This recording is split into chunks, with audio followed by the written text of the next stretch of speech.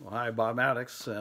Just want to take a few minutes and to encourage you today and share a little bit with you. My wife and I, Judy, we've been reading a book together, having a devotion time right after dinner. We've been reading the book Purpose-Driven Life by Rick Warren and reading a chapter at a time. And there was a chapter that he just had where he was talking about made for eternity.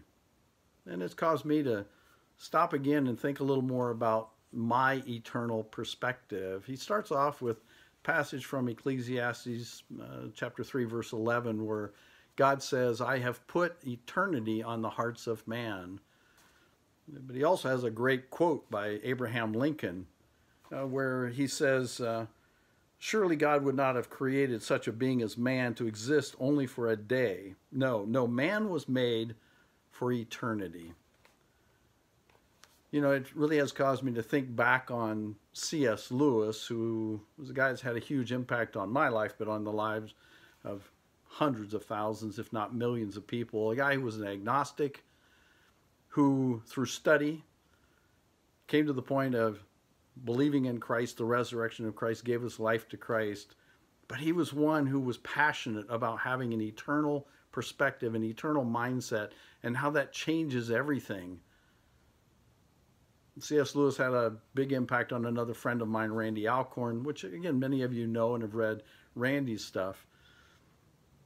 You know, Randy, it changed everything for him. There was a point where he was pastoring at a church and he decided to take a stand for unborn children because of the eternal nature of their life.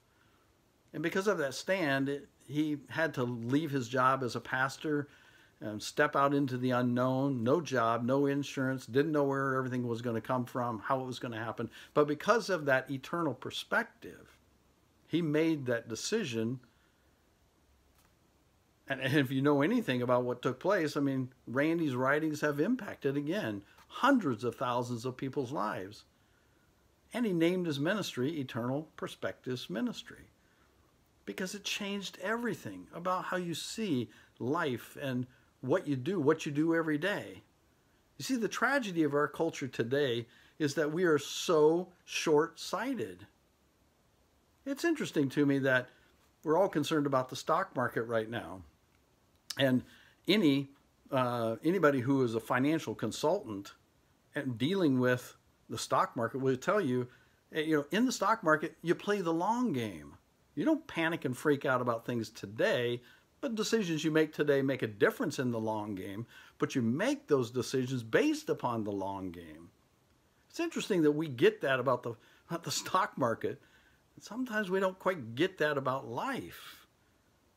And so it's caused me, again, to stop and just think and say, all right, the decisions that I'm making today, am I making those in light of eternity?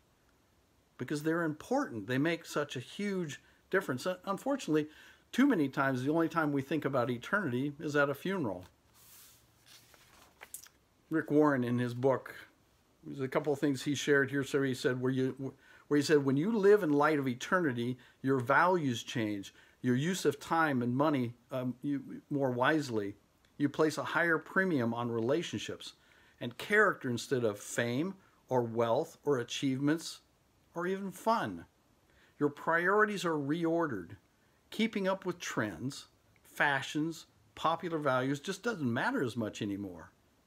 And in Philippians chapter 3, verse 7, Paul says that. The Apostle Paul says, look, all these things that seemed so big and grand and important to me, now in light of Christ and eternity with Christ, they're just rubbish. This is garbage in comparison.